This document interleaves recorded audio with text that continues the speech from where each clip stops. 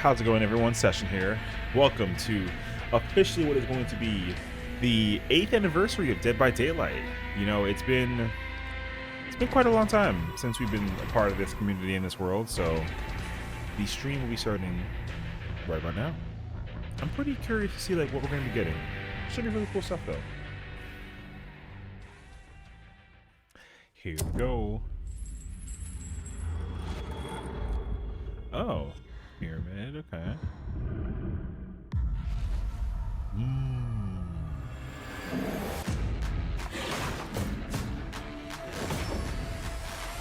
What the? Never mind. That's the best killer right there. Don't mind if I do. They all boop. All right. Jesus! Did they all take a selfie with That's wild.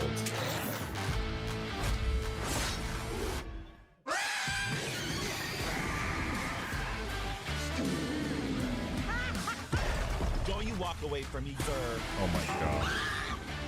Oh man, that is so beautiful. I really like that.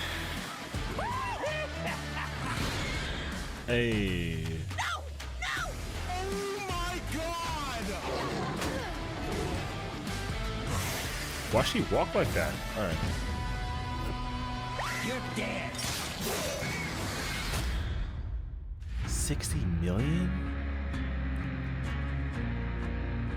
Bruh. All right. All right. That's quite a lot. Can't even deny it. That's a lot of players. DBD, man. That's just kind of like wild. We are live. Thank you, everybody, for joining us. That trailer gets me so hyped. So hype, oh my goodness, it's so good. And the jump scare at the end is necessary. Yes. So, hi, everybody around the world and YouTube and Twitch and OpenRec. We're in Japanese, we're in Portuguese, we are in Spanish, and of course, English, because that's what we're capable of. Thank you, everyone, for tuning in. This I is like that, DVD's I like that DVD official shirt. I 8th kinda want that anniversary shirt. celebration. Yes, and it's truly I like the amazing pin to already too, know that we're actually. on our third live stream of the year, with only more to come. And we just have to say thank you on behalf of the entire Dead by Daylight team for 8 amazing years of support from community worldwide. Yep. So today we are going to be looking at everything that's coming over the coming year. We're going to be starting pretty soon after our little intro here with something that we already teased last few days ago, and that's Dungeons and Dragons coming to Dead by Daylight. So This it's going is to be a true. full chapter. We're going to dive into that, and in fact, after the show today, that will be playable on Steam on the PTB. Yeah, I'm really looking forward to it. But this wouldn't be a Dead by Daylight anniversary live stream without a couple of surprises. So you're definitely going to want to stay for the full broadcast to see everything we've got to reveal today. But we've also got a live Q&A. So if you have any questions, please do make sure to drop them in your respective chats so we can answer as many as possible at the end of the stream. But let's go ahead and take a look at what our run of show is for today. Yep, we've got a great one lined up. We're going to be joined by our buds, Steph and Justin, to walk you through okay. our Year 9, which is a crazy number, Year 9 content and design roadmap. And then after that, Senior Product Manager Derek is going to join us to talk about upcoming gameplay and quality of life improvements coming to the game, including one that you're not going to want to miss. Yes, and then we'll have Dave and Janik here to reveal everything coming with the latest chapter for Dead by Daylight. Then we're going to have some updates about the other projects we've got in the world of DVD, that being the casting of Frank Stone by Supermassive and an unnamed multiplayer PvE game by Midwinter. Then we'll have Justin, a PvE. completely different Justin from the one Eric talked about. I feel like I might have coming missed in that. to break down this year's in-game shenanigans for the anniversary. And last, we'll have our Q&A, which, once again, drop your questions in the chat so we can answer as many as possible. And who knows, we might have some other little surprises. And while you're dropping your questions, we thought we would drop some content on you. Oh You my like that? gosh. Yeah, I like that. I just made that up. Twitch drops are back. So if you've watched our streams before, we like to offer Twitch drops drops to our viewers, and today is no exception.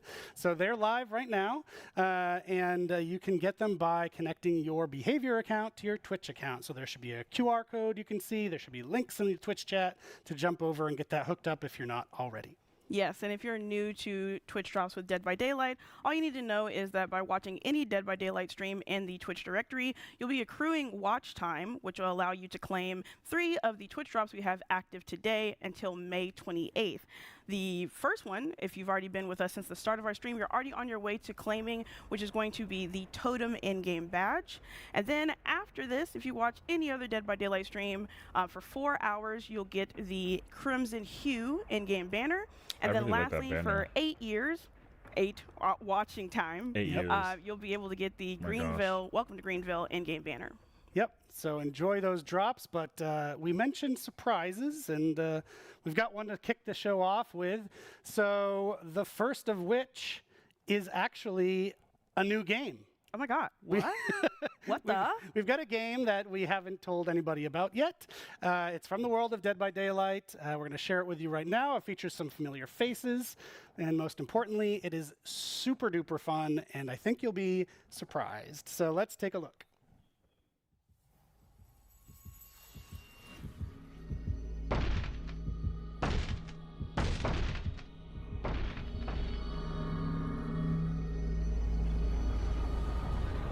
It's like a board game almost.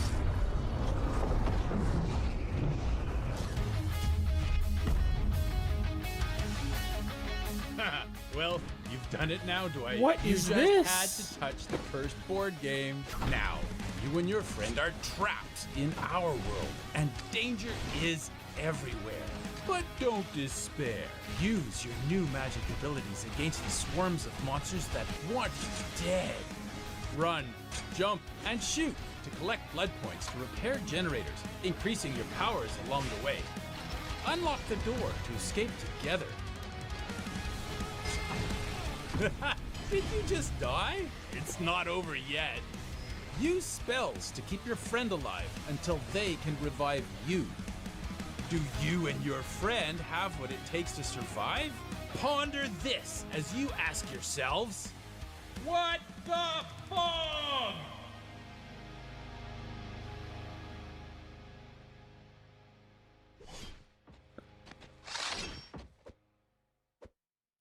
Oh my God, that song is so earwormy. It's gonna get stuck in my head.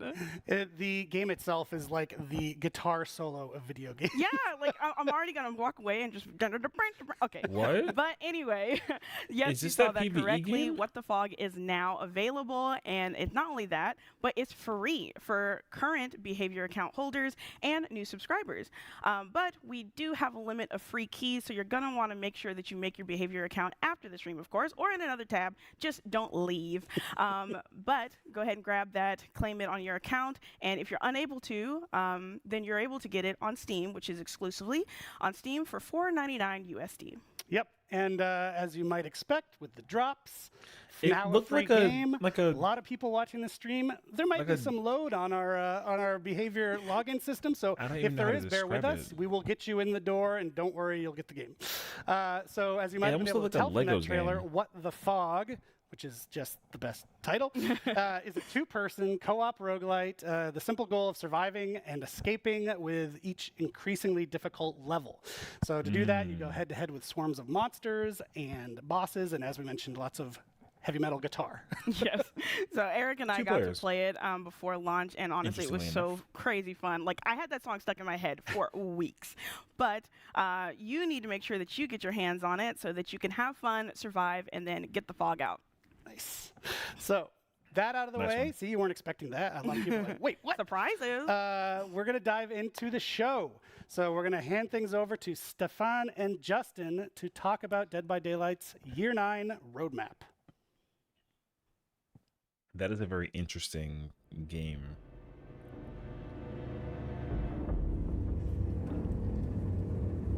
Sure.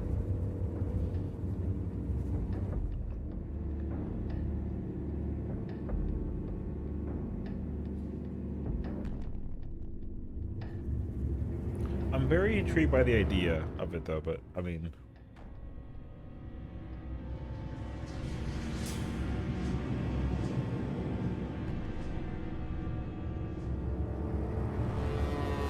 I'll take it.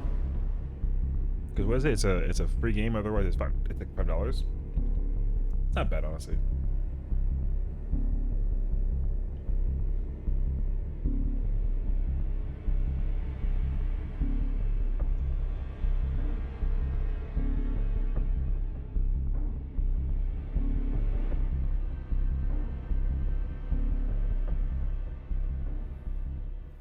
Thank you for joining us. It's great to be back with you celebrating Dead by Daylight's 8th year anniversary. I'm Stéphane Beauchamp, head of production. And I am Justin Brown, product director. Really excited to be here with you today to talk a little bit about Dead by Daylight's Year 9 roadmap. I'm going to take a second here at the top of the show to give a big shout out to our absolutely phenomenal team that's working on the game day in, day out. They are the reason we are here with you today and celebrate 8 amazing years of Dead by Daylight. Before going any further, I just want to address something that's probably going to get talked about quite a bit in the chats across the different channels. We know since the last update, there's been a rubber banding issue that's been plaguing the game. The team has been working extremely hard at it over the last few weeks. We have a tentative fix that the team has been working on that we're hoping to test on the PTB later today. If everything is successful with that, we will be deploying that fix to live, and hopefully it should improve the situation, but it's still to be confirmed, so keep an eye on our channels for that. We'll keep you all posted about this. Moving into the future a little bit, the coming year for Dead by Daylight is going to be huge, and that's saying something coming off of our biggest years to date. Since the last anniversary, we have released amazing licensed content such as Alien, Chucky, Alan Wake, and a personal favorite of mine, Nick Cage, such an amazing addition to the game. On top of that, we've also released our most popular original chapter to date, All Things Wicked. Of course, and we can't forget, we did the Halloween event, which was bigger and better than ever with the introduction of the Void. This year, we introduced the concept of modifiers in Dead by Daylight, starting in February. Lights Out. We followed it with My Little Oni, and soon, later this week, we'll introduce Chaos Shuffle, the third one. We took a few steps towards improving the player experience between anti-face camp, blood web UX improvements, the killer FOV slider, survivor DC bots, and even the search bar. So there's a lot there. And finally, we've taken a few big steps towards increasing our transparency, our communication with regular live streams on each of our content releases thus far. Enough talking about the past, let's dive into the future and what's really coming up for this year. We're happy to announce today that we have 6 new chapters currently in the works, and 2 of those chapters will be survivor-only chapters for this year. On top of that, we'll have the usual 4 new tomes that are going to be coming out spread throughout the year. As we've talked a little bit and teased even earlier last week, the first chapter that's going to be coming out is Dungeons and Dragons, and we're actually going to deep dive that in a soon-to-come segment shortly after this one, and it really promises to bring great gameplay and new characters to the world of Dead by Daylight. Of course, we're going to follow that with a licensed survivor, a character who truly embodies the meaning of that word. After that, an iconic killer survivor duel will be coming into the fog, and if you stick around to the end of the show, you're going to get a little preview as to what that will be. We'll finish off 2024 with an original killer and survivor chapter, and we'll finish off the Year 9 roadmap with a licensed killer-only chapter, followed by an original survivor-only. It's a lot of stuff coming up. Moving a bit away from our content roadmap, we're going to take a closer look at the 4 pillars out of which the year will be based on. For those of you who have been with us for a long time, you'll see that there's consistency throughout the years with the 4 pillars that we're focusing on, but we're really adjusting the contents of each so that we're working on the features that have the most value and the most interest to all of our players in ways where we can expand the game further and further. Of course, and we're going to start off with the trust and security pillar. Firstly, we're thrilled with the response to our regular broadcasts, and we're really happy to let you know you can fully expect more to come as we progress throughout the year, accompanying all of our major releases. Security is a topic we rarely talk about publicly for good reason. But one thing I will inform you all of is last year we set out to start tackling this AFK bots problem that we see, especially in some regions of the game. Phase 1 had very promising results, and we're certainly going to be taking that forward another step into Phase 2 in the coming year. Our next 2 pillars, live balance and quality of life, we won't discuss too much. Of course, you can expect regular live balance updates throughout the year and new quality of life, But my friend and colleague Derek will be coming up in the gameplay improvement segment to cover more on that topic, including an announcement on one of the most highly requested features ever in Dead by Daylight. This one's going to be really, really exciting. Stay tuned for that because that is really something interesting coming up. Last but not least, our fourth pillar, events evolution. Events have always been a fundamental part of the game, especially the seasonal events. And this is something we're going to keep pushing forward over the coming year. With this year, we're starting to do a bit of a split where we're going to have our events happening on a separate matchmaking queue, which essentially means that at any time there's an event ongoing, you can decide to still play normal Dead by Daylight if that's what you're looking for, but you can also go into the event-specific queue and play some of that gameplay. This is really going to allow us to push gameplay further and further away from the typical way Dead by Daylight normally works, and it's going to be a very interesting way for us to approach events in a different way. On top of that, we can also expect more modifiers to make it in the game, whether it's the one we've talked about just before, that are going to be revisited throughout the year, or introducing new modifiers that are either tweaks on something or something completely different. But modifiers is just a little sliver of what we're planning to do this year, and I think we have something a little bigger that might be coming up. Absolutely, and that's why I'm so happy to be here and let you guys know that for the first time ever, this summer, Dead by Daylight will have a new mode, not modifier, but a mode coming to you all. We've been listening and hearing your feedback, and I'm really happy to let you know that this summer, replacing Scorching Barbecue will be the first ever time-limited 2v8 mode in Dead by Daylight. We'll be doing a full breakdown of what this mode is when we get closer to the release. But for now, I'm going to thank my friend Stefan for joining me, invite my friend Matt to the couch to talk a little bit more about this, and here's a snippet of what's to come. 2v8?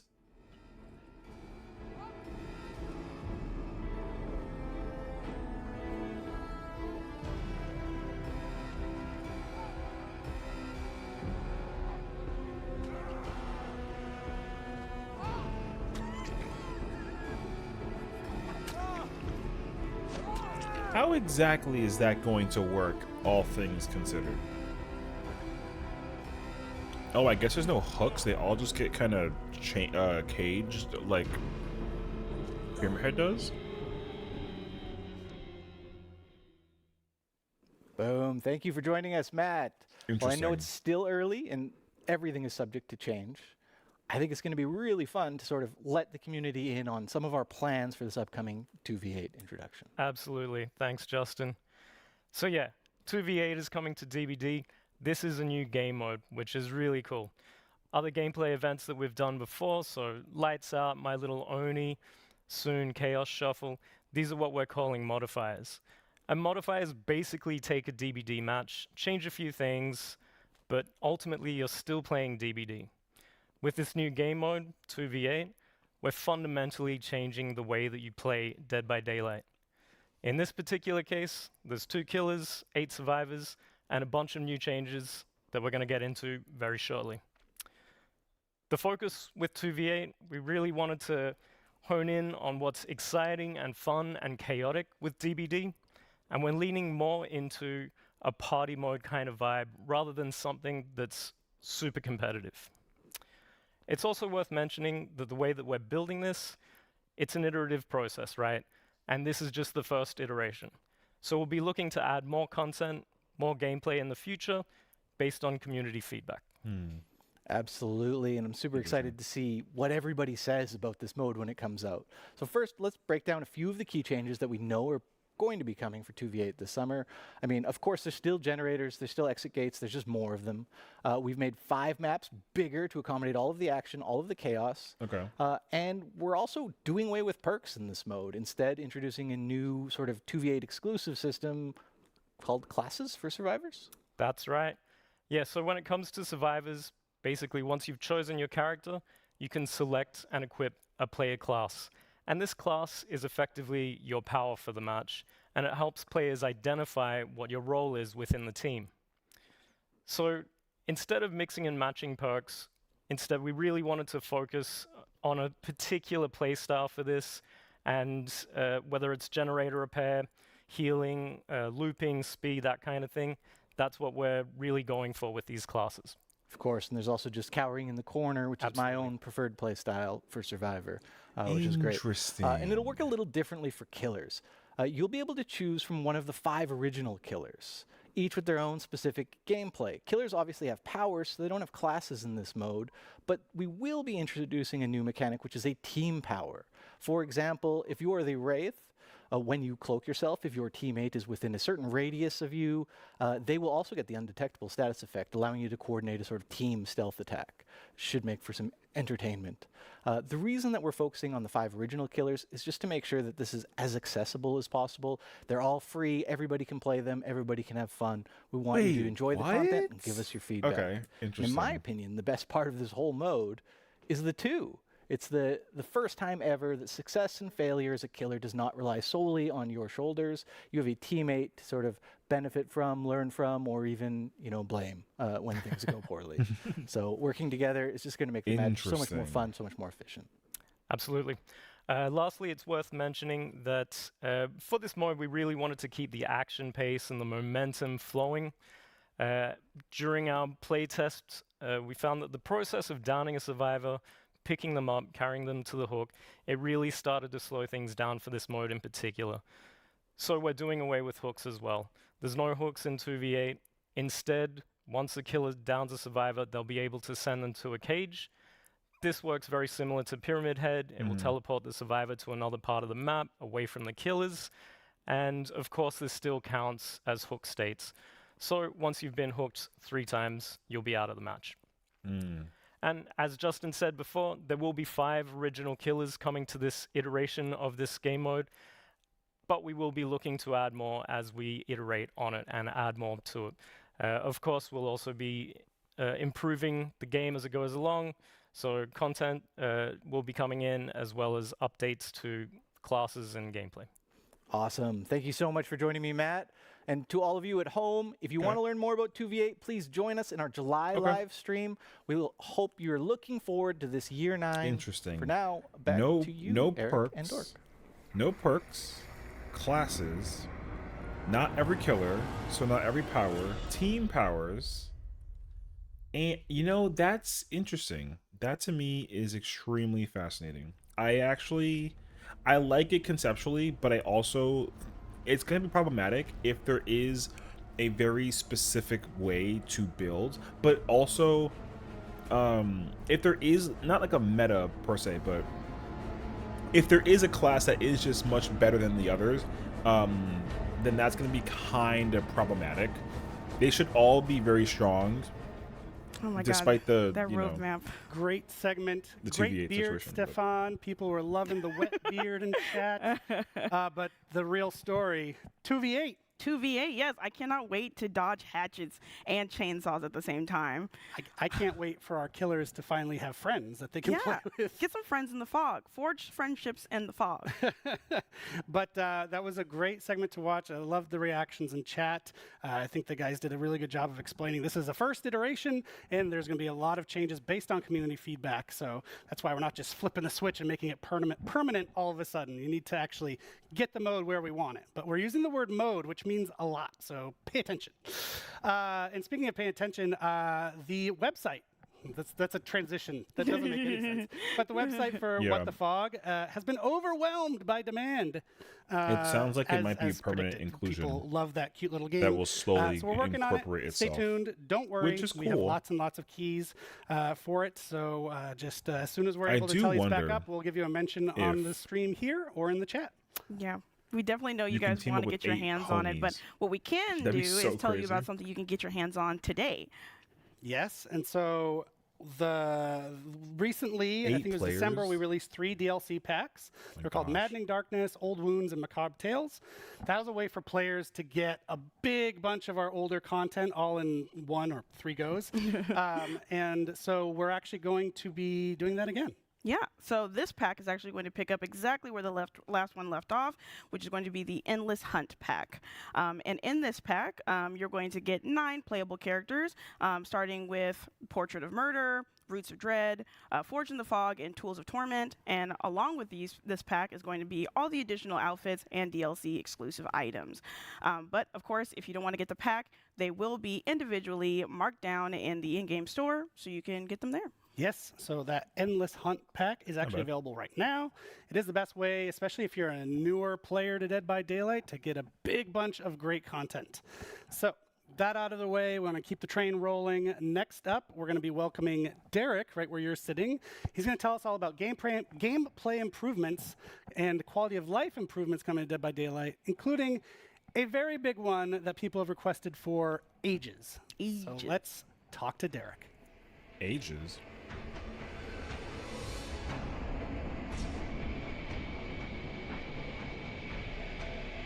I mean, if I had to pick one, I would say something that's different back, from everybody, generator. and welcome Derek to our stream for the first time. Derek is from our product management team. He works with the dev team on creating all sorts of cool quality of life updates, gameplay updates, and he's here to tell you about some good ones today. Derek, how are you? I'm doing good. How are you? I'm pretty good. Going to be even better after this segment when we hear what you get to say. So I already know what you've got to say, but I think people are going to be excited to hear about it. The upcoming challenge system. This isn't something we've told people about. Why don't you tell them about it right now? How is it going to benefit our players? So we really wanted to deliver new in-game challenges to players and new ways for them to be constantly rewarded outside of just tomes and archives. So we're going to be introducing a new challenge system, which is a system of challenges, hence the name. Perfect. That players are going to be able to complete completely passively. That means that players don't need to actively select the challenge that they want to complete, and they can complete multiple of them at the same time. Initially, we're going to start with daily challenges, weekly challenges, and event challenges. And later on, we want to expand those into other parts of the game as well. We think that this is going to be a great way for players to be constantly rewarded just for logging in and playing DVD. And it's going to be an amazing experience for everybody. I think that's a really great addition. I think people in the community are going to really appreciate just being rewarded for doing what they already do, not having to go out and seek it, but just it's happening in the background at all times. That's really great. So another great thing that we're adding actually is how we talk to our players. That's the main job of my team, is talking and listening to our players. But we do it out in the world. We do it on social media. We do it on TikTok and Twitter and other places. But in-game is obviously the best place to talk to people, and you've got some updates there. Yeah, we're here to make the players' lives easier and your life easier as well. So we're going to be introducing a new inbox-based system that will help connect players with the news that you have to announce, including patch notes, announcements, rewards, and a lot more. That way, players will see less pop-ups when they launch into the game, and they'll be able to get into their games quicker. And overall, the players will be able to stay connected with the world of DVD and the news that you have to announce. Yeah, and it gives us new tools, right? Like being able to tell people the patch notes in detail is something we couldn't do before, and now we can. So again, you don't have to go find it on the web, but you'll be able to get it in the game. Pop-ups, not pop-ups, but notifications for rewards as well is another great improvement. So really good work there by the team. But we're not done. Actually, this is something people are familiar with, the Finisher Mori system. We tested it out a while back in PTB, got a ton of great feedback from the community. The team took that feedback, went back to the shop to tinker with it, and we've got the final version to tell people about now. Right. I love Finisher Moris. I think they're a really amazing showcase for how deadly and gruesome our killers can be. But we also acknowledge that there was some room for improvement from the survivor's perspective. So like you said, we've taken the feedback, we've reiterated on it, and tried to land on what was the best player experience. So, in a coming update, Finisher Moris are going to become a baseline feature for all killers in the game. That means that killers are going to have access to the Finisher Moris by default, but they're only going to be able to use them on the last remaining survivor. That way, if the killer is able to successfully pull it off, we get an exciting conclusion to the match, and the survivors can feel that the game's ended in a fair way, and this match went smoothly, and it was a really exciting experience for everybody. Okay. Mori offerings are also going to be updated to instead give bonus blood points, so that it'll be a more rewarding experience for killers if they're able to pull it off. So the killer's going to want to land that at the end. Yes. It happens at the end, like you said, so we're not killing the flow of the match. Barely, I think it's a really great balance from where we started and the feedback that we got, so kudos to you and the team. And that's all we've got from you today. Unfortunately, you have to go, but the show is far from over. Next up, we're going to hear about the new chapter coming to Dead by Daylight. So stay tuned, everybody, and thank you, Derek, for your time. Thank you for having me. Mori base kit is cool, but to create a sense of fairness is kind of not the right verbiage I would have used. But I understand where they're going with though, because survivors are never going to feel like it was fair and justified without it's gonna just depend on how it goes between the end of that part and the beginning. You know what I mean? So I don't know. We'll see. It's kind of hard to say I'm that. so but excited for the challenges and the finisher, fair Mori. and I just justified want was an to shout out interesting. Derek for dropping so word. casually such a highly anticipated feature with cross It is a necessary Yes, thing, cross though. Like, for progression sure. is We finally need it. coming. Super excited, and it's another reason for you to make your behavior account. So not only will you be able to get What the Fog for free, but you'll also be prepping yourself for cross progression, which we know that's something you're once again going to have to be waiting to get your hands on. But we can now talk about merch, which you can get your hands on right now. So with the merch store, we've got the always popular mystery boxes coming back for this anniversary. And obviously because of the name, I can't tell you what's in the box. Maybe I'll try, But anyway, in the boxes, you're going to see 4 very exclusive DVD items specifically for this release. It's also going to include an art print where some of them are actually signed by our creative director, Dave Richard. Which is pretty amazing. I had Dave sign my chest backstage. I won't be sharing that to save you all, but he's got a great signature, one of the best. Oh my gosh. It's a really cool piece too. If you haven't gotten a mystery box in the past, it's always just a fun unboxing process. So follow the QR code on screen, scan it, and go get it. But we also have an update to the DBD board game. Oh, yeah, you're right. There is going to be an expansion pack for the Dead by Daylight, the board game. And this is going to be called the Malicious expansion. This comes with 3 new killers, the Artist, the Dredge, and the Knight, and 4 new survivors, Michaela, Jonah, Hattie, and Vittorio. It's also going to come with 2 new maps, which is going to be the Garden of Joy and the Forsaken Boneyard.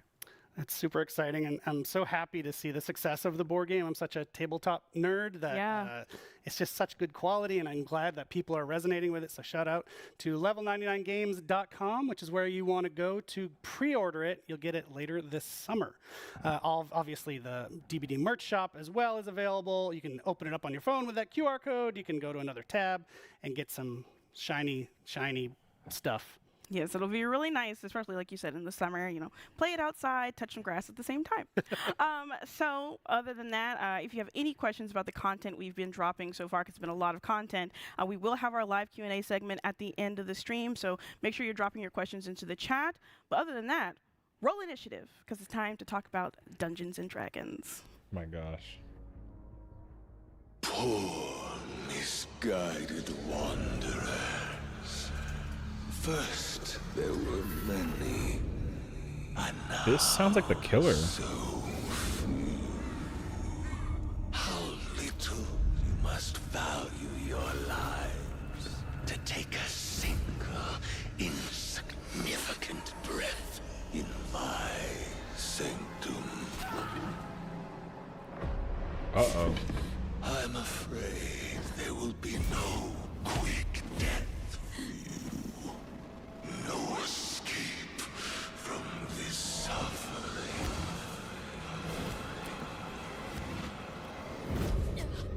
This looks kind of fire. I shall draw out your ending as I see. I really hope that this is like a map.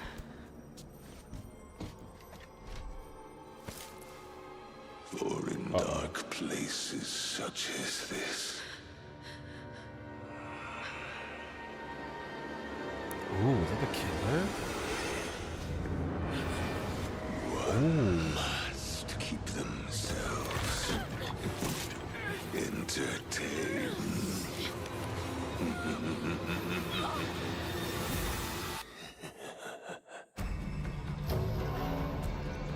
Vecna. Oh, the stream. Ooh.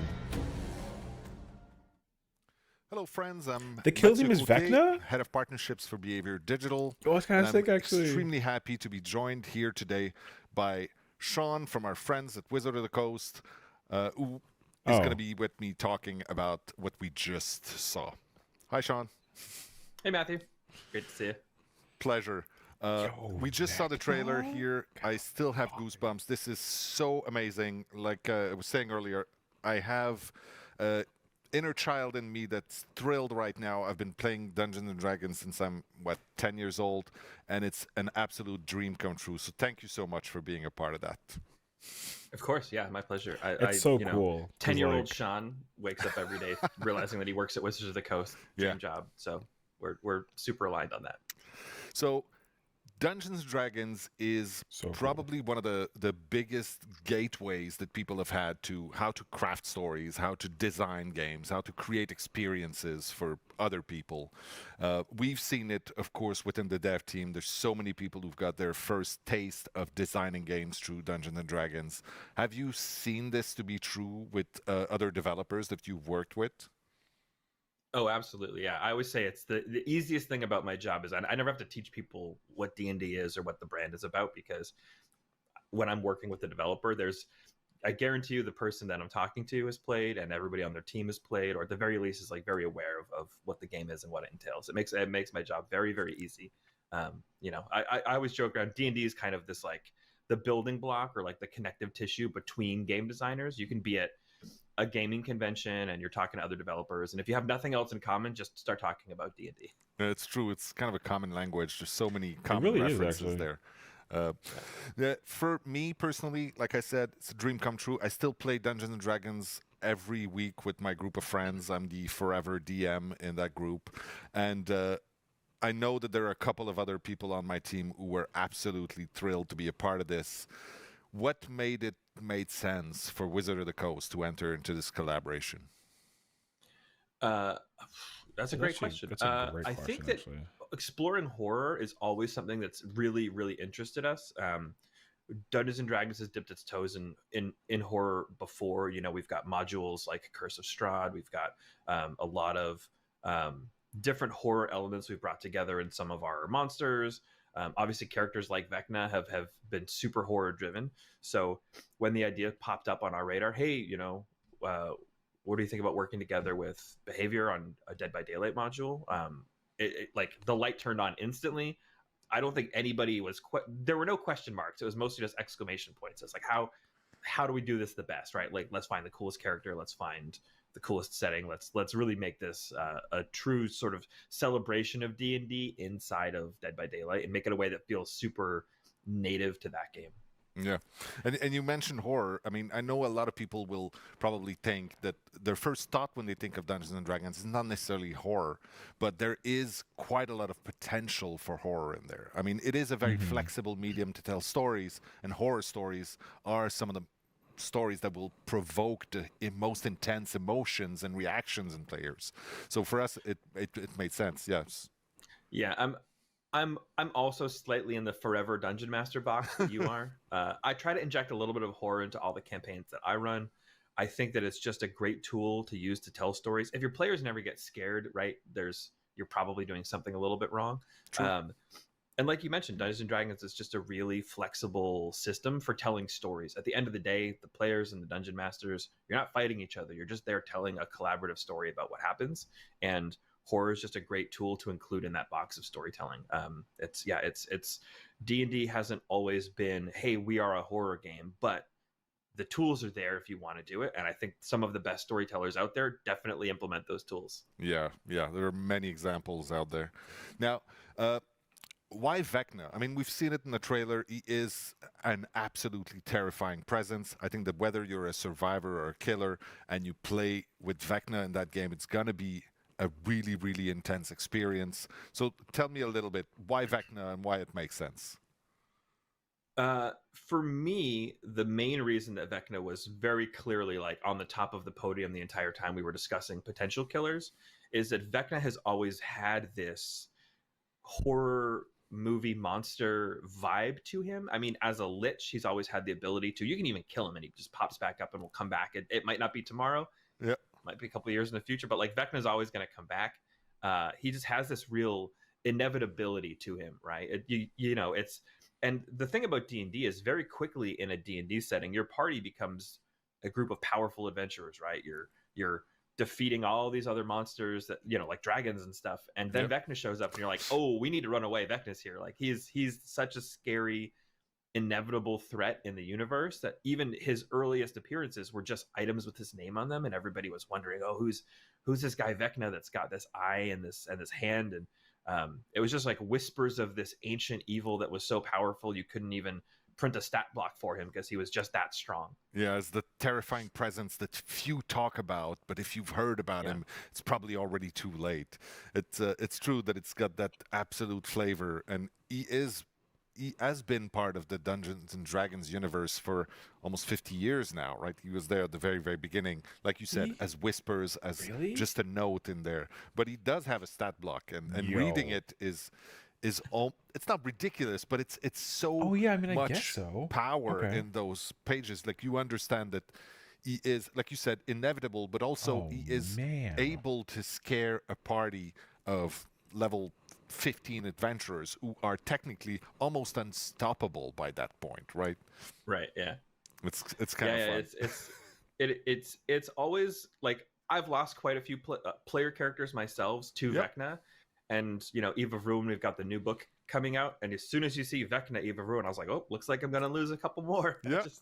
But that's part of the fun. That's writing stories with your friends. So before we let Yannick and Dave take us through the details of how we implemented Vecna with the gameplay mechanics of Dead by Daylight, how we presented him to our players, I'm wondering if you have a message for the hardcore D&D fans out there who may not be familiar with Dead by Daylight. Yeah, I do actually. And it's try this chapter out, even if you don't play it, like watch somebody stream it, because this chapter, it's a love letter to Dungeons and Dragons from a very passionate and very talented team of developers at Behavior. It was super obvious throughout the entire process that, you know, from the sound design work to the animations and the modeling, and like I can't stress enough how easy it made the approvals process on our end, that all of this work came in very obviously driven by an incredibly high level of passion for Dungeons and Dragons. If you are a D&D fan, there's really cool Easter eggs in the map. There's really cool Easter eggs all over the place. There's just a ton of love for D&D in this thing. And if you're a fan, there's something in here for you, I promise. Even if you don't think the horror is your thing, be an indoor map. Give it a try. It's super fun. Thank you so much for the kind words. Seriously, it means the world to me. Now, I think we'll wrap this up for now. Thank you so much for taking the time to be here with us today in our anniversary. And I hopefully will see you in the fog. Hey, that's really sick, actually.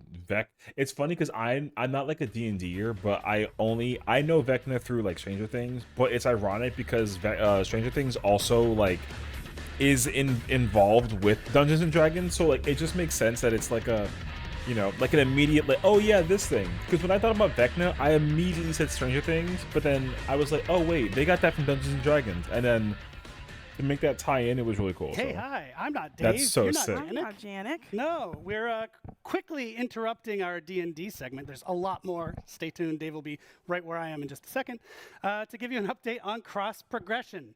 So this is a live show. We're having a live TV moment as we speak. So apologies, you might have noticed, even though I was dressed the same. Our segment with Derek that was just before was pre-recorded. And in fact, we played the wrong one. So we want to give you more details on cross progression. How in the world? So that's what we're going to do. So take it away, Dork. Yeah, so cross progression is hands down one of the most requested features. Every single stream, every single post. You guys are wanting cross progression, and we're giving it to you later this summer. They gave us the will need to own the base game on any platform that they're playing on and have a Behavior account. I'm sure you heard me talking about cross progression with an account, and you're like, what is she talking about? Yeah, so make sure you have that, and you'll be able to use cross progression later this summer. We do understand that the website is currently down because so many people are trying to get to the website and make their account, but we're working on it, and we'll have this to you shortly. Yep, and just as a clarification, in case we have a few folks in chat that aren't aware, Dead by Daylight, this is cross progression for console and PC Dead by Daylight. We're not talking about Dead by Daylight mobile. It's really its own experience if you've never played it. It's a different beast from the Dead by Daylight core, as we call it internally. Awesome. So along with the Twitch drops and a chance to get What the Fog for free, players now have another reason for their behavior account and another reason to crash our website. So like we said, bear with us. The site will be brought back up and all this will happen. Regarding cross progression, though, any exceptions about in how the system is going to work? Well, while every platform will have cross progression, there will be a few exceptions to what can be shared between those platforms. But stay tuned. We'll have a full FAQ coming very soon so that you can go ahead and learn more about cross progression for Dead by Daylight. Yep. And as mentioned, now we're going to pass it to Dave and Janik for some great deep details on our Dungeons and Dragons chapter. Cool. Wrong video? That's like kind of hilarious, but you know, it's fine. It's fine. I'm still kind of like bouncing back from when they said fair, even, balanced gameplay for the Mori thing. I'm not trying to be like a stickler about it. I just, you know, gameplay improvements is something that is constantly being thought about in this game. So I don't know. I'm really curious about that 2v8. That 2v8 mode has me extremely curious. Because you kind of just don't, I don't know, you kind of just stop really caring about the competitiveness when there's so many things going on. All right. Thank you, Dork, Eric, for this cross-progression information, just to prove that we are live. So we're super excited today to be able to talk about the Dungeon and Dragon chapter. I am Dave, creative director on Dead by Daylight, and I'm joined by my good friend, Yannick. Hello, Yannick Never, principal game designer on Dead by Daylight. Today I'll be talking about all the intricacy of the gameplay on this chapter, but first a little mention. Dead by Daylight, 8 years, introducing Dungeon & Dragon. It's a big milestone for us, but we're not the only one hitting a special milestone. Yeah, it's crazy to think that Dungeon & Dragon turns 50 this year. And we are super proud and happy to be part of the celebration. We just want to say that maybe when we turn 50, we do something else with you, Wizard of the Coast. Or maybe sooner. Yeah, we'll probably be in retired home, but we'll be glad to join the party. So first, Dungeon & Dragon in Dead by Daylight. I have to be honest here. The first time you told me about what's going to be coming next, I was surprised because I'm a big horror fan, but when you think about horror, Dungeon & Dragon is not the first thing that comes to mind. But thinking about it more, I realized, no, wait, there's a lot of horror in Dungeon & Dragon. Sure. And Ravenloft being my favorite module. Like you really specifically focus on certain element of the brand. I don't know. So please tell us about those pillars. Yeah, so when we start a chapter, we always have a sandbox created so that we stay, around some specific pillars, like you said. Of course, when we think Dungeons and Dragons, the first thing that comes to mind is a magical world, high fantasy, magical creatures, wizards, magic, all sort of things that don't necessarily fit exactly well into a horror setting. But because D&D is a world of imagination where we can create whatever we want, there's also a way to make it happen. So for us, the first pillar was to make sure that we had a good juxtaposition with fantasy, so fully embracing that type of content, but make it horrific as well. And like you've seen in the trailer, having a character like Vecna made perfectly sense for that horror setting. The second pillar is creative role-playing. So in the image of Dungeon and Dragon, we wanted to make sure not that for nothing, but if there's a side outfit for Vecna and it's Stranger Things, so that Things, goes from an amount of spells you can choose from in the power, which we'll talk about later, or even customization. So a way you can, kind of create your own character in some way. We just wanted to make sure that we had a lot of gameplay choices in the DBD trials. And the last pillar we worked with is chaos. So that's actually one of our main pillar in Dead by Daylight. But, a lot of what happens in Dungeon and Dragon is based on randomness. You throw a dice, and with, critical success, critical fails, and everything in between, you see the result, and you adapt to it. So we wanted to recreate that feeling inside the Dead by Daylight trials as well. Yeah, Dungeon & Dragon is really about exploring a fantasy world, but also be thrilled about what's going to be the monster you're going to meet the next time you open a door. So let's talk about that killer you'll meet the next time you open the door. So of course, Dungeons & Dragons has a lot of iconic monsters we could have chosen from, a lot of iconic villains as well. And with our friends at Wizard of the Coast, we've established that our next killer would be Vecna. Vecna is just a perfect fit for Dead by Daylight. He's a lich, so a powerful wizard that turned himself into undead to be able to continue his villainy. Is that even a word? I'm not sure. So he wanted to continue to do his horrible stuff for as long as he could. Vecna also has access to every spell in the books. So that was very interesting for us to create an interesting power. Of course, we also have a survivor in the chapter. So the Bard. A very interesting class. There's many classes that we could have chosen from, but the Bard was really the one that fit the most into our horror setting.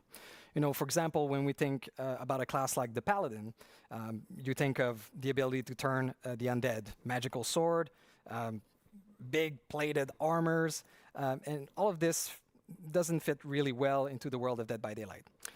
The Bard, with abilities like Bardic Inspiration, the ability to sing, to play musical instrument, to know lore, and even to insult the villain, is just so on brand that it was a perfect fit. So that's why we chose the Bard. As you've seen in the image and the trailer, we're doing something special with the Survivor. It's akin to what we've done with Legion. So through the cosmetic customization, you'll be able to choose between two specific characters inside the same survivor. So you'll have the choice between Ice Tree, a female elf, or Bearmar, a human male. Yeah. It's interesting, but when I was younger playing Dungeons & Dragons, like in my friends group, the Bard was not really a class that people tend to play. True. Compared especially to other class that you had. But throughout times, like there's been many change and iteration on the class, and has now become like such popular class to play. Really fun now, definitely, and has become kind of an emblem to Dungeons & Dragons as much as a Red Dragon now. Absolutely. Every party nowadays has a Bard. And we've also seen a lot of Bard love into other content that Dungeons & Dragons produce, like the movie, for example. Yeah. So we have an Undead Wizard. We have a Troubadour. Do we have a new map? Absolutely. We're super proud to have a full chapter for the anniversary. And shocking no one, the map is a dungeon. Absolutely. So in the Borgo realm, we have a new map with a new building. So there is a top part set in the marvelous new lighting of the Borgo realm. It better be like you an can find underground this thing. isolated tower in the middle. You can go inside and go into an extensive dungeon underground, packed with surprises and Easter egg related to Dungeons and Dragons. Okay. The goal with this map is that we've imagined that Vecna, knowing about different realms and plane, now trapped into the realm of the entity, would find a place to make his own, his lair, and so that he can study where he is, the world, the entity, and this potentially is like find a way pretty to escape. for Maybe not. For a DVD map. We are also introducing a new gameplay mechanic in this map called Passage. So these are basically doors, magical doors, which you can use to teleport from one area to the map to the next. And we think it's going to add a new interesting spice to chases. It sounds like you go through it once, though. The Easter egg. It's super fun. Like, if you're a fan of Dungeons & Dragons, just exploring, you're going to be thrilled to see all the small and the big one. On the gameplay side now for Vecna, so the way we tackle or approach the killer this time, interestingly, it comes from a game, so he has game mechanic that are pre-existent. So we look at all like stats block and try to come up with like the best spell that could be translated into game mechanic for us, and also make sure that these will be like thrilling and exciting to use. But then, so definitely he's a spellcaster, a very powerful one. So the goal was to make him feel as such in our game. But like I was saying, magic, it's something that we have never really tackled, not that way before. Something we've tried to stay away from, like our powers are really visceral or like grounded as much as possible. It's something that do you want to talk about a bit? Magic? Yeah, yes, please. I hope some of our team colleagues are laughing right now. I kind of have a bad rep internally about magic. It's almost a taboo word that we can't use. But now making a D&D chapter, for sure we had to embrace magic. And of course there is a space for magic in our games, but it has to be taken with the right tone. So in this case, we're talking necromancy, blood magic, magic of the dead. And there's a touch of realism and visceralness that we wanted to add to magic versus something more flashy like a magic projectile or a fireball, for example. There's also something quite interesting out of Dungeons and Dragons, and these are the utility spells. They're spells that are not used to kill or damage, but they're used in very creative ways. And we wanted to highlight that with the Lich, with Vecna. So that was our approach. Now, do you want to talk to us about the spell that we actually chosen? Sure. So you have access to 4 different type of spell. Pretty much any time they have their own individual cooldown. But so the first one is called Fly, a very popular, well-known Dungeons and Dragons spell in our game. It lifts up the killer, and you're pushed forward. Obviously faster, so it's really like the traversal aspect of the power. It lasts for a short amount of time, and it's gonna also end if you vault a pallet or a vault location.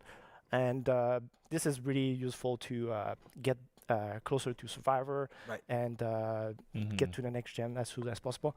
The next one is called Flight of the Dam, which is it's not really a Dungeons and Dragons spell. It's more connected to Vecna. It's actually an ability that he has. What it does is that it casts 5 different individual projectile, and then it shoots them in a cone radius effect in front of him. These projectiles pass through obstacles. They don't go very far, but if they hit the survivor, they get damage instantly. It might sound very powerful and easy to use, but it's not the case. Survivor have a lot of counter, but the spell can also be used to zone in this aspect, so you can also go for the basic M1 attack during that time. The third spell is called Dispelling Sphere, which is actually, it's a combination of different existing Dungeons and Dragons spell. We just felt it was more compelling to combine them into one spell. So what it does, you cast a large sphere in front of you, and that sphere moves slowly throughout the level. Survivors do not see that sphere, and if they get in contact with that sphere, they get revealed for a few seconds by Killer Instinct, and also have their magic items disabled for a minute. And the last but not least spell is Mage Hand, very well known Dungeons and Dragons spell. What it does in Dead by Daylight, you, as the killer, you can tag up a nearby pallet. And if the pallet is upward, it blocks the pallet for a few seconds. Cannot be interacted by Survivor. And if it's downward, it's lifted up for you so you can fully pass without any obstacles. So it doesn't the idea break the with pallet. this killer, he has a lot of tools and tricks in his bag, and it's really about managing all the force spells, the cooldown, and try to activate them at the right moment. So that's really how you're going to improve as a killer, is learning how to use them at the right time and be efficient with them. So lots of strategic and tactical projectile, mobility tool, choices here. Correct. Revealing tool. So you've mentioned very quickly during tool. the Dispel Sphere, the magical item. Did I? Yeah. What's that? Okay. Oh wait, so we have an item. This is the new toy for Survivor. Okay. It's called magic items, but keep in mind it's not an actual items that they use. So this time, if you face Vecna, you're gonna have Survivor gonna have 7 different chests that's gonna spawn throughout the level. Survivor go interact with those chests, and while during the opening of the chest, there's gonna be a D20 dice roll. Yes, it's Dungeons and Dragon. We couldn't do without the dice roll. So this dice roll will determine the content of the chest. So if Survivor roll from 2 to 4, they get a basic Dead by Daylight brown item. So Better than nothing. Yeah, well, maybe that brown med kit might save your life. I don't know. But the fun part is when you roll from 5 to 19, that's when you get the magic items. 5 to and the way 19? it works is that each survivor has an equipment slot, two equipment slot. They have the bracers and the boots. So there's 2 types of magic items, and each magic item is going to be randomly linked the first time you open the chest to one of the 4 Vecna spells. And so once they are equipped, each time the killer will cast the spell that is linked to one of your magic item, you're going to gain a passive bonus to help out, avoid the spell or help you out against Vecna in general. Oh, so to be more precise, so if you have bracers against the fly spell, you're going to see Vecna's aura during the traveling that while you use the spell. If you have a boots, for example, against the Flight of the Dam, you see the aura of the projectile, very useful because the projectile goes through collision, and the best way to use that spell is through walls. If you have magic items against the Dispelling Sphere, survivors see the sphere, so they can juke and go around the sphere as much as they can. And if you have a counter against the Mage Hand, you see the aura of the hand on the palette, and also gain a little aced effect, so that help you out around the loop. Okay. Yeah. So it's really important to search those chests. Yeah, correct. Because the way that we tackled this, the balance in this case is that we made sure that the magic items do not trunker the killer's power. It's made or balanced to face survivor who have them equipped. So if you don't get those, definitely the killer might feel a bit oppressive. So it's really up to survivor to get to those chests and equip them as soon as possible. Great. So you and have just to to be get the clear, you chest. can also equip a normal item with that. So you can have your flashlight, bracer, and boots. Correct. It's a very different slot. Okay. So everybody heard you talk about a lot of numbers here on the dice, but you've not mentioned the critical fail, 1, and critical 20. success on the 20. For people that don't play D&D, these are like events, the best event that can happen in Dungeons & Dragons when you get that critical fail or that critical success. So what happens in Dead by Daylight when that happens? Yes, so we have critical roll in the game. If you roll a 1, you get, a big nothing. Although I've heard sometimes people get a green key. I guess that's lucky better, yeah. But I know what you get if you roll a 20. So anyone who's familiar with Vecna in the lore of Dungeons & Dragons, there are 2 very specific artifacts that exist that is called the Eye of Vecna and the Hand of Vecna, and we introduce them in our game. So you roll a 20, you get one of the 2. You never know. But these works more like a normal item, so you have to pick them up and use them once. It's called attune, so you merge with the items, and then you unlock a very powerful ability up to like perk level. Yes, it's very strong. I guess you want to know. But please do say. Okay, sure. So if you attune with the Eye of Vecna, they use with lockers. So if you fast exit a locker, you're going to be unseen, unheard by the killer for 15 seconds. And on top of that, you gain a haste boost effect. And if you attune with the Hand of Vecna, you fast enter a locker and you're going to be teleported further down. That's locker. crazy. So, very powerful. I forgot a little details because they might sound super strong, said like that, but they come with a cost. So to use them, you have to be full health. And once you use them, you instantly lose a health state. And also, at the end of the effect, you get revealed by Counter Instinct. So be very mindful the way you use them, because we've seen a lot of situations where it backfires at the survivor. And the killer has definitely his spell to help him out, get back at the survivor, and get the down. So it's very on brand with what a cursed item should be. Indeed. So thank you so much, Yannick. As you can see, there's a lot That's of stuff kind of coming with fire, Vecna. And we had no time today to talk about anything more about the killer perks or the survivor. But I have to say very quickly that the survivor perk will allow you to create illusions, to perform on the loot. You can even perform with other survivors to do the full melody. There's also a dice roll mechanic for one of the perk. So if you want more information after the show, you can go on our website, deadbydaylight.com, and get all of the details you need. Wait, you can play the for all the information loot and as a perk? Thank you so much to all of you. Wait, Happy anniversary! What? That's and I'll be passing it back to Eric and Dork. I think they just confirmed that you can actually play the instrument that the bard has. Interesting. Vecna sounds kind of crazy, actually. Crazy killer.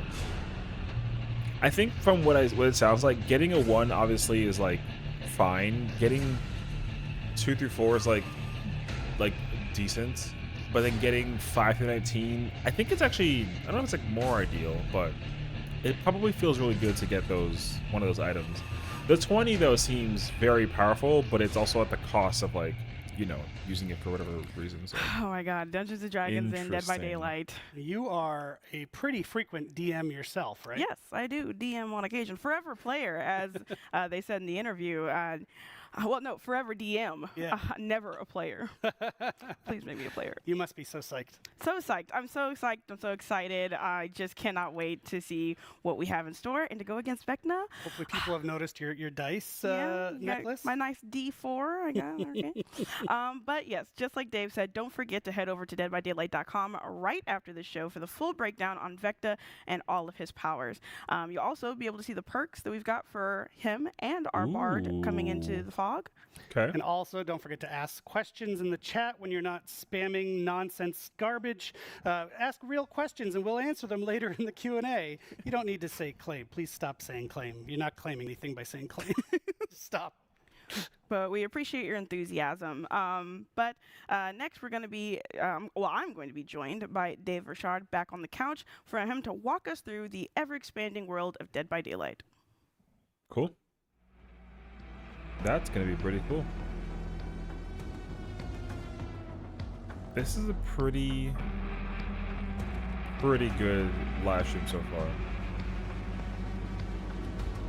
Vecna sounds really cool. The Mori finisher thing is cool. Get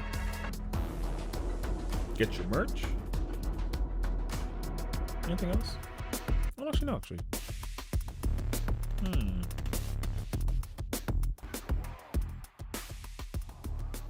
Hey, I'm over here now. So I'm super excited for this part of the stream because not only do we get to talk about 2 upcoming projects within the world of Dead by Daylight, that being Supermassive's The Casting of Frank Stone, and an unnamed multiplayer PvE game by Midwinter, but we get to do it all with Dave Richard. that $5 game Dave, was not the... Can you please tell me Never mind. why we chose these games to be the right games for us to expand the world of Dead by Daylight? Yeah, absolutely. There's a lot of stuff going into that choice for sure. So first of all, we are super happy and grateful to have a community already there playing Dead by Daylight. So of course we listen to what they want to see, what they want to play. So that comes into the recipe of the choice we're going to make. We also want to make sure that we will create something new to experience, something that's completely out of what we are used to in Dead by Daylight. So that comes into the genre we want to create. Also, we want to interest new players into the world of Dead by Daylight. Some people that never heard of Dead by Daylight, but also some viewers that are interested about the world of DBD, but that don't play DBD because maybe it's not their style of game. So we want also these players to be with us and experience the world of Dead by Daylight. And just like you were saying, with people being interested in the world of Dead by Daylight, as the creative director, why do you think there's so much interest in the lore of a multiplayer game that's based in action? Well, it's been very important for us since day one when we started working on this project. The story and the narrative around everything we create. We want to make sure that every little component in DBD has a story and a reason to live in the universe. We take great care into making that happen. So, there's a lot of mysteries within mysteries, a lot of layers to our narrative, which I think are super interesting and players want to know more. So these games will allow us to discover these elements that we've seeded in the past. Like every killer and every survivor in Dead by Daylight could have their own movie or their own game, really. Yeah, they've got so much lore. It's really amazing to just dive into. And speaking of lore, I mean, this is something we want to expand on with the world of Dead by Daylight. So we're doing that in one of our upcoming games, The Casting of Frank Stone. So can you tell us a bit more about that? Right. I can tell you a little bit. Yes. So, of course, there's different type of stories in games, right? There's games that have a static narrative that you experience. That's great. There's also games that the narrative is made very organically by the players, like DBD is a good example of that. The Casting of Frank Stone is somewhere in between, right? It's a game where there is multiple narrative, and based on the player choice, and different things will happen, and based on their choice, different endings and different branching in the story will happen. So the Casting of Frank Stone is very interesting for us because it brings the origin of a killer and potentially survivors, and the players are able to play that for the first time. Some things that we are used to see as a lore or a bio or a tome entry in DBD now will be playable. It's still in the Entities universe. It's still very much part of the world of DBD, but it's going to be out of the trials. So that's going to be an interesting take on our universe.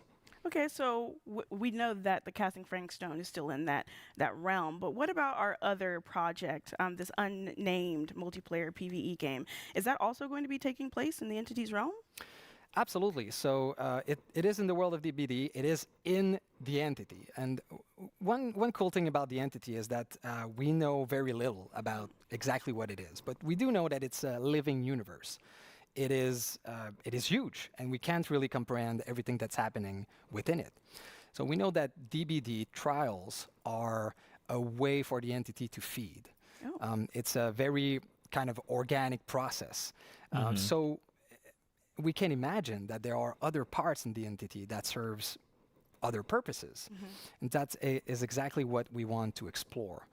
So that allows us to create new narrative, new ways to experience a game, new gameplay opportunity, new set of rules. So these are things that we talked about in the past and that we always wanted to explore. So that's exactly what we want to do with this new Untitled game. So in a way, the world of DBD that we've created is like a book with infinite pages. We can add new stories to it forever, hopefully. Just keep on reading. Oh, yeah. Well, you did talk about that in is there any gameplay that we'll be able to see? That we'll be able to see. Well, yeah, I think so. All right. Well, thank you, Dave, for talking us through that. But now I want to see the gameplay. Let's see the gameplay. Oh, snap. PvE gameplay for a DVD kind of game? Wait, it's like bright outside. What is this? No, it's a real life thing. Okay, chill. I was kind of surprised. Hey everyone, I'm Audrey, lead producer at Midwinter Entertainment. Last year, we gave you a very small glimpse of a project we started working on set in the Dead by Daylight universe. I'm happy to say that we have more to share with you on this game codenamed Project T. Instead of showing you a close to final game with some polished gameplay, we wanted to let you in on the development process. Right now, Project T is a work in progress, more than a fully fledged game. Our goal is to craft an experience with all of you and create something that you would be eager to play. Let's hear more about Project T with our creative director. Hey everyone. First, I want to say what an honor it is to be working in the Dead by Daylight universe. We love DBD's multiplayer thrills, and its dark, mature setting brings just the right kind of tension and danger for a game like this. In Project T, you play as trespassers, rough and tumble characters who have been whisked away from their realities and trapped within the Entity's realm. Okay. There, in a vast region called the Backwater, they discover they must work together if they're to have any chance of survival. And of course, they're not alone. The Backwater is home to horrific monstrosities known as the Thrall. These terrors come in many forms and have different deadly abilities. Their origins and nature are unclear, but they certainly don't take kindly to trespassers within their domain. To achieve your objectives, you'll have to battle the Thrall with every weapon at your disposal. The world of Project T is called the Backwater. It's a unique place, another twisted realm within the Entity's grasp. You'll be eager to explore this familiar yet ominous world, and it'll definitely give you the creeps. To add even more tension to your experience, we're building the backwater as an ever-changing landscape, which offers a lot of possibilities gameplay-wise. To navigate the backwater, we're thinking of adding trucks in the game. Since it's a pretty big area, you would need a way to go from one point to another while escaping the hordes of Thrall. But there could be other uses for the truck. That's something we're thinking about. And we'd love to see what kind of ideas you might have. As DBD fans, we're having a lot of fun creating this new experience as part of the Dead by Daylight universe. DBD is all about horror, and we want to make sure we're crafting something that horror fans will appreciate, from the different biomes of the backwater to the look of the Thrall. Project T is still in early development, but that doesn't mean you'll have to wait another year to get more news. We're looking to get your opinions and share information, so we're creating a platform called the Insider Program. This is a place where all the players excited about this new take on the DBD universe can gather and be active participants in the development of the project. As an insider, you'll not only get exclusive information, but also in-game rewards and even the chance to join our closed playtests and give us your feedback. Join us to help shape an experience you'd like to play and make Project T the best that it can be. See you soon. Interesting.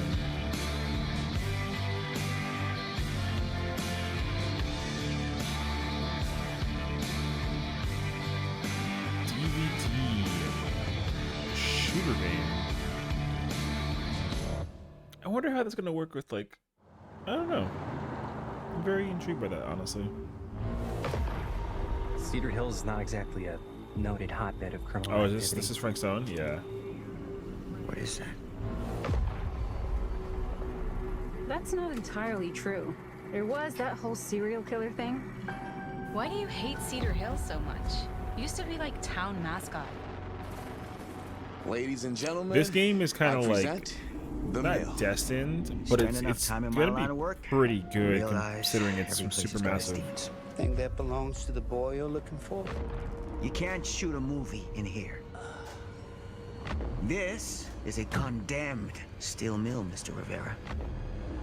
I suggest you immediately vacate the premises.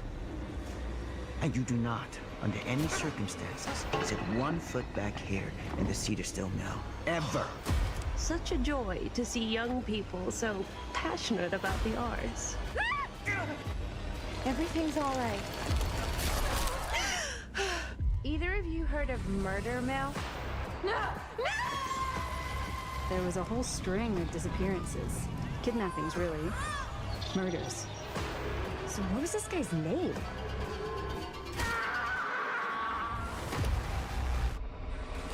I don't think the police ever found this place.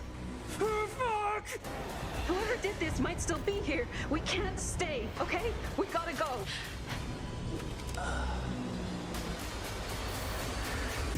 And cut!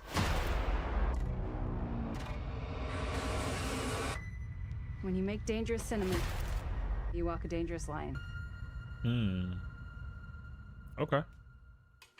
Hey, it looks pretty. Oh it looks my God, pretty. that was such a cool trailer. Pretty clean. Did I see 100? I mean, I'll tell you what. Bring it The on, bring it Supermassive making Man of Medan and Murder House of Mill? Ashes Is that and Murder the Mill? Warrior. Fans might know that one. Dude. Super cool. It's so cool to see the way that the DVD universe It's is gonna be expanding. pretty good. I want to mention Project T. You saw a mention of the Insider Program, so that's our team is there waiting for you on Discord, so you can join the Insider Program to get up-to-date information on Project T and get involved in it and be part of the game's development. It's really the idea there is we're making the game with the community, so get in on the ground floor now. Yes. With Project T, like Eric said, we are taking this idea to a whole new level with making the game with you instead of just making it by ourselves. So if you love Dead by Daylight and you want to help with this new session-based multiplayer PvE game and bring it to life, sign up for the Insider Program so that you can be in the know and get next steps. You also want to make sure you wishlist it on Steam because that really helps us. Yes. And so Project T is quite a ways off because, like I said, we actually want to make it with our players. But but the casting of Frank Stone is right on the horizon. So Supermassive, as hopefully folks know in the chat, they're just an amazing developer of single-player narrative horror games, and now we're bringing Dead by Daylight into that genre, and it's just so cool to finally be there. And it looks super terrifying. It looks super crisp and polished and awesome. I can't wait. So as you mentioned, wish lists do help a lot. So if you would do us a kindness, kindly give us a wish list. We would greatly appreciate it. Yes, and speaking of Dead by Daylight, the PTB, I know a lot of you are itching to get into that. That will be at 1 p.m. as a reminder today instead of 12 p.m. So be ready to download that so you can go ahead and hop in and test out the new chapter. I can't wait to see people's reactions to all the things that are Oh, in this yeah. chapter. I cannot wait, especially for the locker one. I'm so excited for that one. But as we said, this is, we're getting pretty close to our live segment where it's going to be the live Q&A. So we'll have Justin, different Justin from Eric's Justin, come out to talk about this year's Twisted Masquerade in-game anniversary event.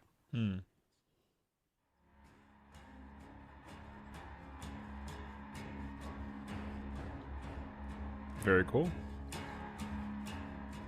Back again. This time I'm joined by Justin Banks, our senior product manager. Justin, how are you? I'm doing great. Happy to be back. Yes, welcome back to the anniversary show. And what would an anniversary be without the Twisted Masquerade, right? So the Twisted Masquerade is back. It happens every year during our anniversary in-game, and Justin's here to talk about it. So what have you cooked up this year? So this year, we got some amazing stuff. Honestly, I think it's our best anniversary event yet. But before we get to it, we have what we call Before the Masquerade. So that is going to be something that actually starts right after this stream. So for everyone who's watching, once this is over, go play. And we've got lots of really cool stuff as a big thank you to all of the players. It's really stuff from all of DBD's history, and it includes a lot of presents. I love presents. I know you love presents. Our community probably loves presents too. I think Details? So the details about said presents. We've got lots of login rewards, so lots of currencies for players to earn just by logging in whichever day throughout all of this. We've also got 2 recolored outfits, one for Meg and one for the Huntress, that players can earn through each week. So each week you'll be able to earn a different piece of this, so if you log in just once each of these initial 3 weeks, you'll get the full outfits. Which I think is a really cool way to get your hands on some cool outfits. Now, each of these initial 3 weeks is going to focus on a different period of DBD's history, so a different collection of years. What that means is that we're going to have map boosts and outfit sales of character outfits that were released during those years. So we really want to take you through this history with us. We want to celebrate the history of DBD. That's really cool. Then the cool stuff that I think everyone's really going to dig is we have some currency boosts, a different one for each week during Before the Masquerade. So for the first week, we have a blood feast, so 3 times the blood points.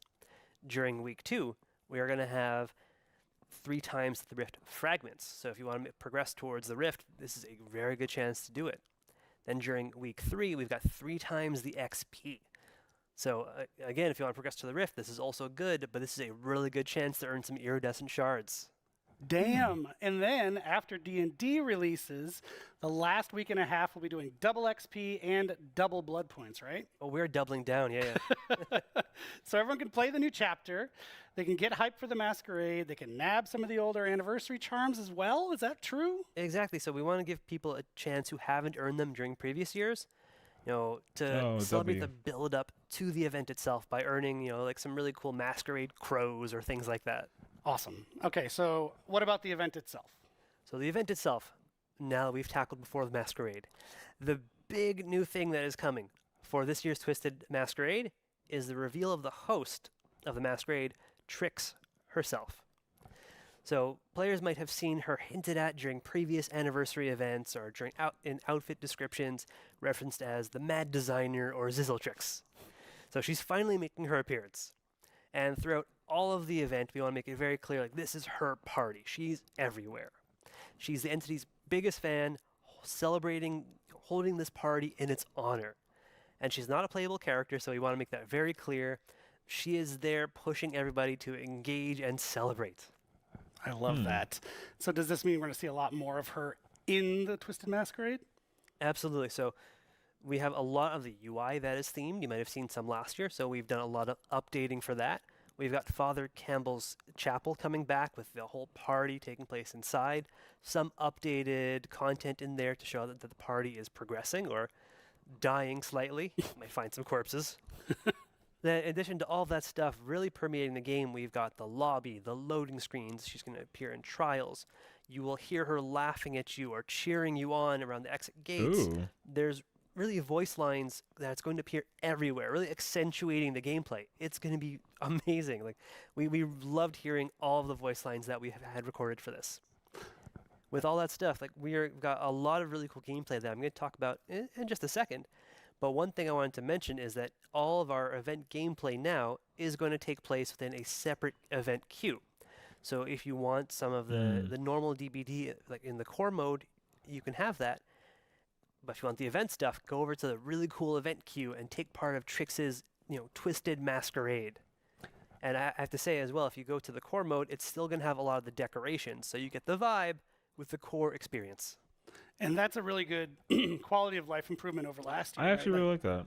Giving players that option to choose, if they want to just do classic Dead by Daylight, they can, with some extra flair on it, or they can choose the event queue. That's a nice improvement. So you mentioned it. So what are some of the gameplay changes that are coming with Trix? So Trix is bringing what we call her bag of tricks to the party. She wants to spice things up. She wants everyone to have a lot of fun. So what we've got is that as a match progresses, one of a series of abilities, one of the tricks, is going to be played on our players. And these are going to be things like giving everybody haste, giving people undetectable, spawning anniversary special chests or totems, some really cool stuff that's going to spice it up. And this is going to happen whenever 2 points are accumulated during a match. So at first I'd say one trick actually takes place at the match start. Following that, whenever 2 points are accumulated from doing a gen, first hook, things like that, which each gives 1 point, that is then going to trigger another tricks to maximum of 5 during a match. So we want to really keep things interesting. And when a tricks is actually activated, you're going to see Trix herself appear alongside or take the spot of one of the dancing marionettes. She's going to even deliver a line that hints at what has been played. So if you're not paying attention, she's going to give you this really cool audio cue. That's awesome. And so in addition to all of that, I think we're also doing some sort of update for the invitation mechanic. Yeah, absolutely. So the invitations last year, we had players run around, gather those, and you could either spend it to use an ability while inside a chase, or escape with it to help you earn a mask. This year, there's no need to escape with it to earn a mask. That's a different thing. And we've even added outside of chase abilities to the invitation. So if you're someone who doesn't necessarily want to always be chased by a killer or wants to have a more diverse use for it, we've added that. So survivors can now go into quiet mode, so making a lot less noise, and can even do things like quickly enter a locker without alerting the killer. It's super useful to get out of that chase right away. That's fantastic. Or if they're nearby and you don't want to alert them. For killers, they That's can now use an cool. invitation to immediately send a downed survivor to a nearby hook. And as I can say from playtests, it's really fun. I think the community is going to love that. Can't wait for them to play, but also I think there's challenges we've added so you can earn masks, right? Yeah, exactly. So this year, earning all of the masks is going to be related to engaging with event challenges and earning event currency. So all of them are going to be earned like this. That's going to be how you earn most of the rewards. And past masks and outfits that were earnable or in the store last year are also coming back. So if someone was not able to get those during previous years, those are all now going to be available inside the store for the duration of the event. And I have to say that we have also a licensed guest showing a mask this year, a Mr. Detective Tap. Amazing. Amazing. That's so cool. Look at those masks. Those are fantastic. There they are. Heck cool. yes. Adam Fantastic. Good Lord. Oh, Tap is really cool. I like that. So I it wouldn't like be a the party engine. without Oh, Twins lots is of awards. What can you sick. tell us about the event tome? Okay. So we've got a few staples that are coming back that we've done and seen huge success with in the past for the event tome. One is the community challenges. So we know people love to play together towards earning things, so we've got a lot of those. So if people engage with the event, work towards those targets, hit their own milestones, I think they're going to earn some really pretty cool stuff.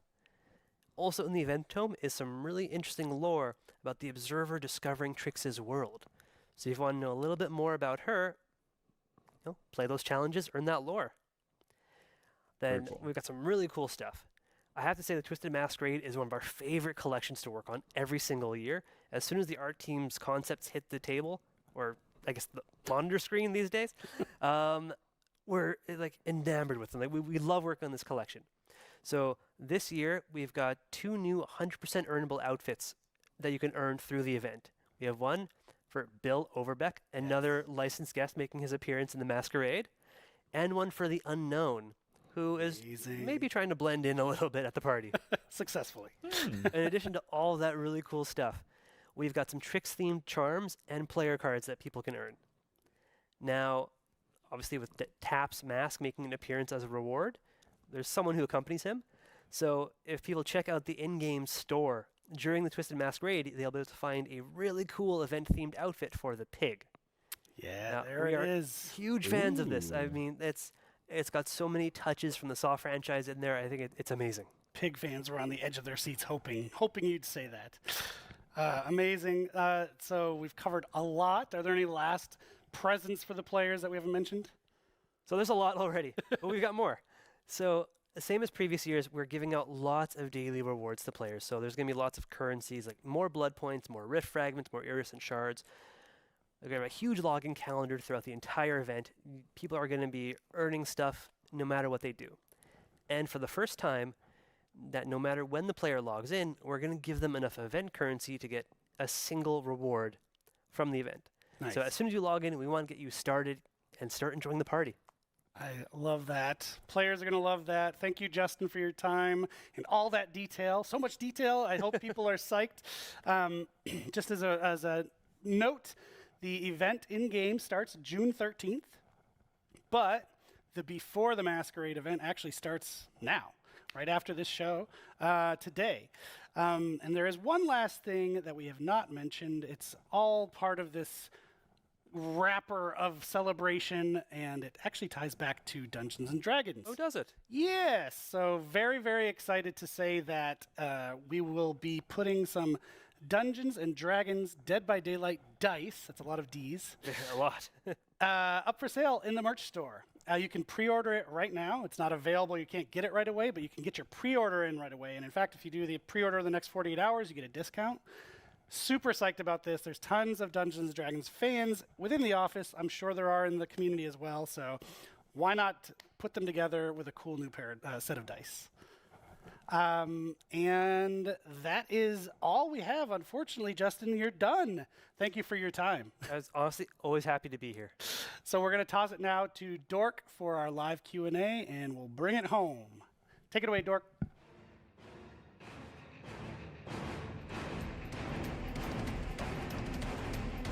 W.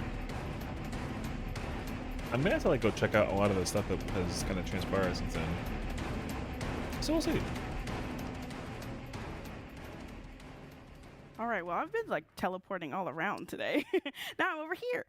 So we've covered so much content today. We've been talking about gameplay updates to Dead by Daylight, the 2v8 mode, the new titles, the Dungeons & Dragons chapter, and obviously with all of this content comes loads of questions, which we will be taking the time to answer for you. I say we because it's me, Dave Richard, and Justin Brown.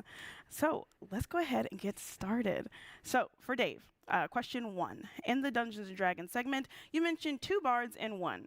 What does that mean? Are we getting 2 unique survivors? No. So there is 1 survivor, same perks, but there is a different customization system around this character. So it's similar to what we've done with the Legion. So instead of having normal head, torso, legs parts, for the bard we have head and torso in one piece, the legs in another piece, and the accessories. And so changing the head torso piece, you can modify which character you want to be. Okay, awesome. Thank you so much. Okay, so question 2, how big of an impact will the Project T Insider program actually have on the finished game? I'll actually go ahead and take this one. We really want this project to meet player expectations at launch, so we want to make an open dev route, and this will allow us to proactively check in with you, our community, and fine-tune the game as we go. We'll be actioning insider feedback the whole time we're building the game, as your input and your insight will be highly considered throughout the entire process. So thank you. Question 3 for Dave: will we see any existing Dead by Daylight characters in the casting of Frank Stone? Ooh, that's the question I've been wondering. Anything. I can say that the game features a new cast of character. They're original. It's an all new story, but there are a ton of little things here and there to discover linking to Dead by Daylight for the fans. Okay, thank you. Now That's my biggest question. If Frank's actually our has next like question 4 for Justin. killers. In 2v8, you said that there will be classes for survivors, but not exactly for killers. What does this mean, and will more killers be added in the future? All right, I'll start with the easy one. Yes, of course, there will be new killers added. Each iteration we do after this first one, we strive to add a few more killers as we move forward. As far as classes go, it's something that we're still really waiting for. There's a possibility we do something like a class system, but we're going to wait until we get this iteration into your hands and work with your feedback and see where we take this mode. All right, thank you, Justin. Question 5: what is the difference between a game mode and a modifier for Justin? Okay, it's just like what Matt said. A modifier is really something that takes a little piece of a standard trial and sort of adjusts it, like a darkness effect, maybe changing how fast or how many generators there are to do, or random perks.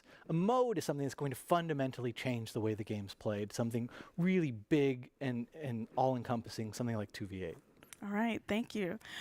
Again, Justin, I got a question for you. Question 6: can I duo killer with my friends in 2v8? Absolutely. You can queue up with your friend. You can get on Discord and talk to them and play killer together. Okay, so I'm super excited for that. That's going to be amazing. They're gonna be, all right, our next question: like can we play 2 of the same killers in 2v8, Justin? That's actually a very good question. No. The easy answer is no, you won't be able to play 2 of the same. You'll be able to mix and match between the 5, but 2 of the same killer will not be available. Okay. Oh, yeah. Can you imagine hearing both chainsaws revving? Like, oh, gosh. Overload. All right, question 8. I didn't get my blood points from grade reset yesterday.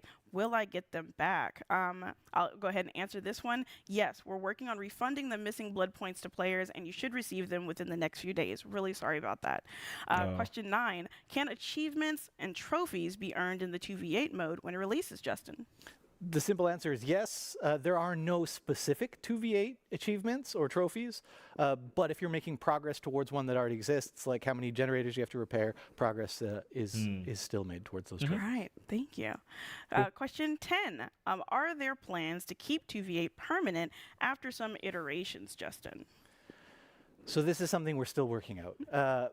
But I can tell you for sure in year 9, it will not be permanent at any point. It's going to be an ongoing discussion. It's going to depend sort of the engagement level, the feedback we get from you, and when we feel the mode is fully ready before we continue those conversations. Mm-hmm. So when the mode is active, make sure you are playing it, okay? Do this for us. Other than that, what is What the Fog couch co-op or online co-op only? I'll answer this one as well. What the Fog is online co-op only, available as soon as we find a fix for the website. Really sorry about that, but thank you so much for trying to claim the game right now. All right, okay. Question 12 for you, Dave. Is Matt Mercer voicing Vecna? Good catch. He is. We're super excited to have Matt Mercer bring Vecna to life. The trailer in game. It's awesome, especially having one of the kings of Dungeons and Dragons coming and voicing Vecna. He's literally like what a treat. the GOAT. But we don't have any other questions. Thank you all so much for submitting your questions, no matter where you are watching from. And thank you so much, Dave and Justin. Regarding cross progression, just going to fill this in really quickly. We also want to reiterate that we can't share specific plans just yet, as we are still finalizing the last details, but rest assured that as soon as we are clear to do so, we will, and we plan to also push out a public FAQ. So once the FAQ is posted, we'll announce it across all of our channels for your full awareness. Once again, a big thanks to everyone who submitted questions, and we hope these answers were helpful, and we'll be talking more about this stuff in the next coming months. As a last gift for our players, if you're already signed up for the Dead by Daylight newsletter, you'll receive 250k blood points. And if you're not, you can still register until May 15th to get that sweet, sweet reward. And another big thanks once again to Justin and Dave for sticking around to answer all of these amazing questions. Cool. And since this is almost the end of our show, we don't want to forget that the PTB goes live in 22 minutes. So now we're going to have Eric and Matt here on the couch one more time to wrap up the show with one final surprise.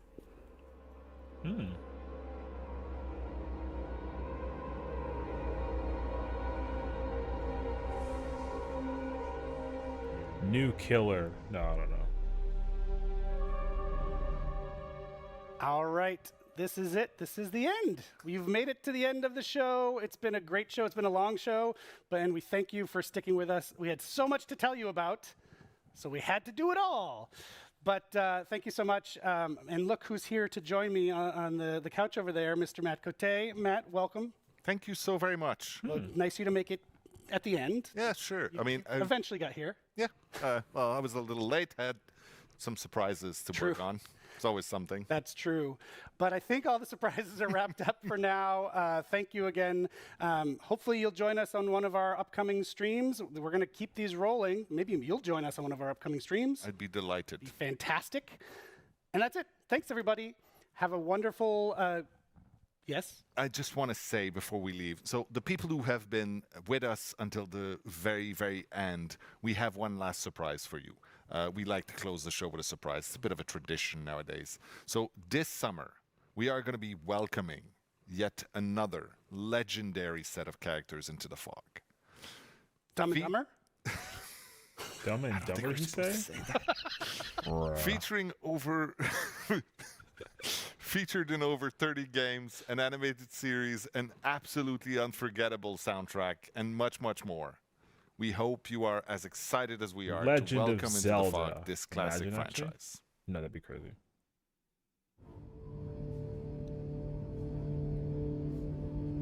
Castlevania? Oh, what? Interesting.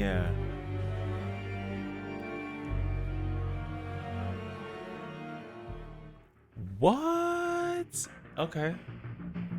Okay. That's kind of fire, actually. Yo. All in all, W anniversary event. I really enjoyed it. It was really cool. Let me just go ahead and let's just kind of, you know. Here, what I'll do is I'll lower the volume. The whole thing was really cool. I'm really excited to see more about the Dungeons and Dragons chapter. That PTB is gonna be a lot of fun. The 2v8 mode sounds very chaotic, but also very, very cool. I'm very intrigued by it though, because I feel like it's either going to be one of those things. Like, I feel like what's going to end up happening is, like, with 2v8, you're supposed to play it with just the intention of the chaos, right? It might somehow, I feel like it's going to be hard for killers to win that to like a degree, you know. The class system thing is really cool, actually. I actually really like the class system by concept. I feel like it's something that they should just kind of make a base kit like 4, where, like, if you don't know perks and like loadouts and setups to use because you haven't been immersed in it experience wise for so long, to actually like create a class system where they just give you like a pre-build of perks, I think would be really cool, actually. But that being said, though, that's really cool. Castlevania drop was like kind of a crazy little final touch there. Base kit finisher Mori system is really cool. I know that it has actually been something that's been talked about for a very long time. I still don't know how I feel about what Derek said about like it'll be a more balanced thing. I don't really know if I would like how to feel about that situation, but maybe that's just me being like a little bit biased. I don't know. We'll have to wait and see kind of how it comes to play when the actual thing is like fully out there. So, yeah, Vecna sounds cool. The Bard character seems really cool. Everything all in all sounds awesome. So we will definitely check that out. So thank you. Hope you guys enjoyed the stream. We'll be back. And we're going to probably like dissect the PTB a little bit further. Check out that 2v8 mode. Check out Vecna. I would like to go and see what their powers are for both characters. So we'll go look at that as well. I'm going to get like a little gist of what's going on. So catch you guys next time. We'll be back. More details to come. Take care.